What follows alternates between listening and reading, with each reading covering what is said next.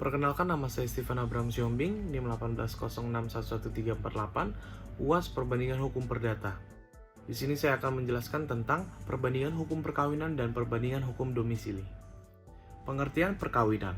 Perkawinan mempunyai kedudukan yang sangat penting dalam kehidupan masyarakat karena perkawinan merupakan sendi dasar terbentuknya keluarga, di mana keluarga adalah bagian dari masyarakat. Dengan adanya perkawinan, manusia diharapkan dapat berkembang karena dari perkawinan itu diharapkan dapat menyebabkan keturunan. Dan dari keturunan ini dapat menimbulkan keluarga yang berkembang menjadi masyarakat. Jadi, perkawinan di sini merupakan unsur yang dapat meneruskan kehidupan dan masyarakat. Perbandingan hukum perkawinan. Perkawinan mempunyai kedudukan yang sangat penting dalam kehidupan masyarakat karena perkawinan merupakan sendi dasar terbentuknya keluarga, di mana keluarga adalah bagian dari masyarakat. Di Indonesia terdapat 3 peraturan yang mengatur masalah perkawinan, yaitu BW, yang kedua Undang-Undang Nomor 1 Tahun 1974 mengenai perkawinan, dan kompilasi hukum Islam. Perkawinan menurut BW, Undang-Undang Perkawinan Nomor 1 Tahun 74 dan KHI adalah pertalian antara pria dan wanita untuk membentuk keluarga antara pria dan wanita yang rukun, bahagia, sejahtera, dan abadi. Setiap sistem hukum perkawinan menurut BW, Undang-Undang Perkawinan, dan KHI mempunyai filosofis, asas, dan norma perkawinan yang berbeda. Hal ini mengakibatkan pengaturan mengenai harta perkawinan dan perjanjian kawin juga berbeda. KUHP, Undang-Undang Perkawinan dan Kompilasi Hukum Islam, mengenal bentuk perjanjian kawin yang berbeda-beda. Perjanjian kawin menurut ketiga aturan tersebut memiliki bentuk pelanggaran yang berbeda, mengingat jenis dan aturannya yang juga berbeda. Sistematika contoh kasus perkawinan beda agama antar negara. Para pihak yang terlibat adalah warga negara Indonesia dan warga negara asing yang masing-masing berbeda agama. Kronologi kasus. Mereka melangsungkan perkawinan antar agama dan antar negara juga, dan itu sebagai bentuk penyelundupan hukum dari Undang-Undang Perkawinan. Penyelesaian argumentasi. Perlu adanya kesadaran dan ketelitian dari pegawai pencatatan perkawinan untuk lebih memahami makna perkawinan secara filosofis, sosiologis, dan rohanis, sehingga tidak akan ada kejadian kasus seperti ini lagi. Penyelesaian dan saran. Adanya pengkajian lebih lanjut oleh pemerintah terhadap pengaturan yang terkait perkawinan karena aturan yang ada sekarang banyak yang tumpang tindih, sehingga dalam pemberlakuannya sering masih menimbulkan ketidakjelasan dalam pelaksanaannya. Perkawinan adalah ikatan lahir batin antar pasangan. Hal tersebut telah ada dalam aturan perundang-undangan maupun dalam setiap agama.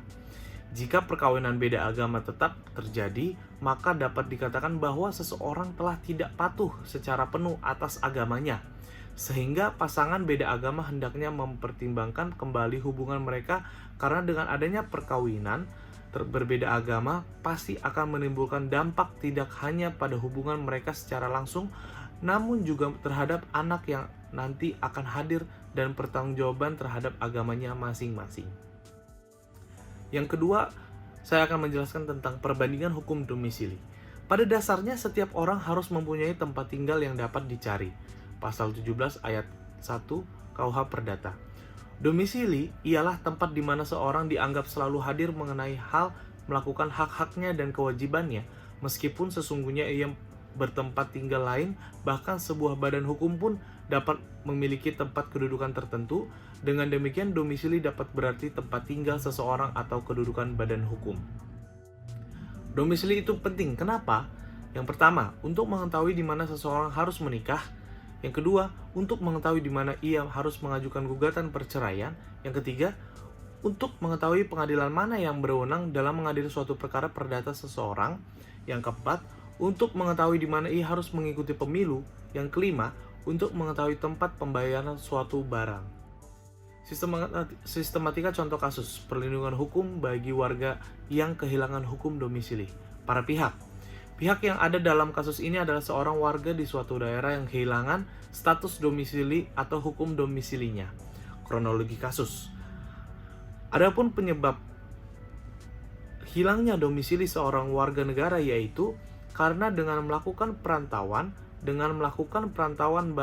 baik itu perantauan antar provinsi maupun antar daerah dalam waktu yang lama membuat warga negara yang mendiami Suatu desa atau daerah melakukan pergusuran perpindahan dengan mengurus surat pindah di desa atau kelurahan yang sebelumnya meminta surat pengantar dari RT RW setempat.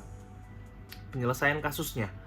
Warga masyarakat yang kehilangan domisili dapat melakukan pengurusan domisili di kantor dinas catatan sipil di mana tempat domisili terakhir dengan meminta surat rekomendasi dari desa dengan membawa surat pengantar dari RT RW setempat, sehingga dengan demikian seorang warga negara yang kehilangan domisili dapat mendapatkan kembali pengakuan dari daerah tersebut yang didiaminya atau dapat menjalankan hak dan juga dapat memenuhi kewajiban sebagaimana mestinya.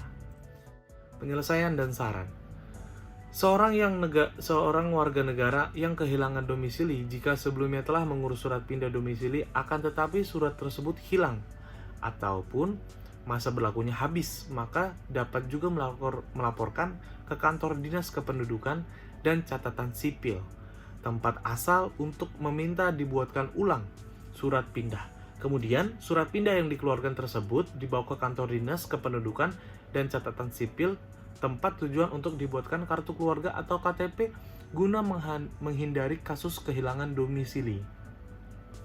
Warga masyarakat yang kehilangan domisili tetap memiliki status keperdataan karena status hukum keperdataan seorang warga negara yang baik itu warga negara yang kehilangan domisili atau tidak hanya akan berakhir apabila seorang tersebut meninggal dunia.